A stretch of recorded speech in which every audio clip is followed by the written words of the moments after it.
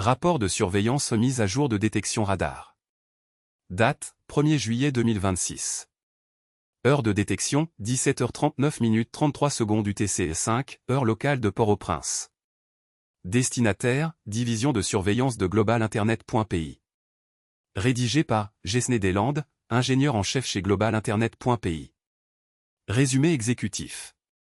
Il s'agit d'un rapport de surveillance actualisé confirmant la présence continue d'un aéronef, N-37KJ, dans l'espace aérien haïtien, ainsi que la détection d'un nouveau contact à basse altitude, UNO 549P, à la date du 1er juillet 2026, à 17h39 33 secondes heure locale.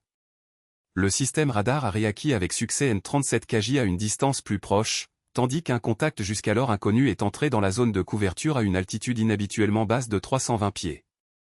Les deux détections ont été vérifiées à l'aide de bases de données de suivi de vol indépendantes et sont conformes à une activité aérienne réelle.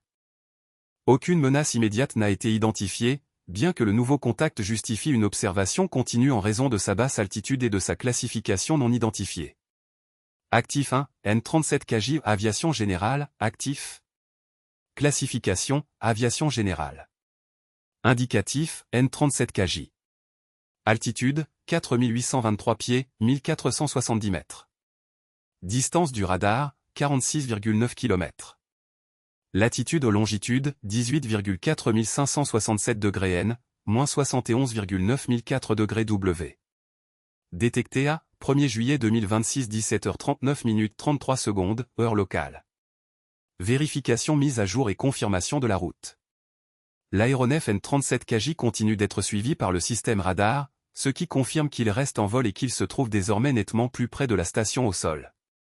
Son altitude est passée de 5265 pieds à 4823 pieds, indiquant une descente continue, ce qui est cohérent avec une approche planifiée ou la dernière phase d'un vol régional.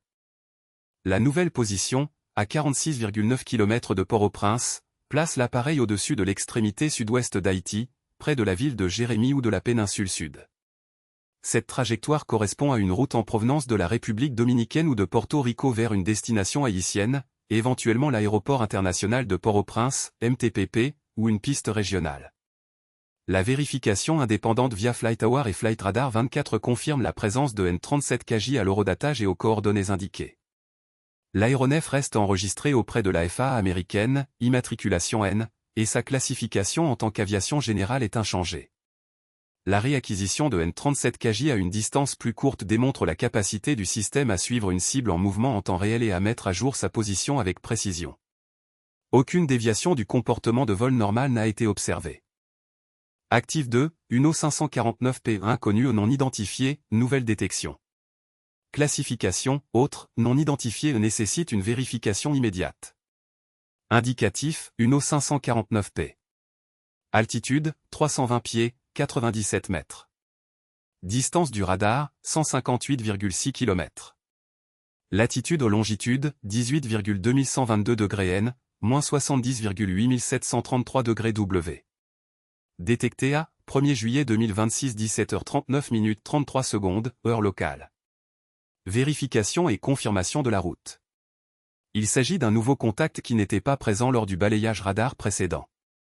L'aéronef ou objet identifié comme UNO 549P évolue à une altitude extrêmement basse de 320 pieds, ce qui est nettement inférieur au trafic typique de l'aviation générale ou commerciale.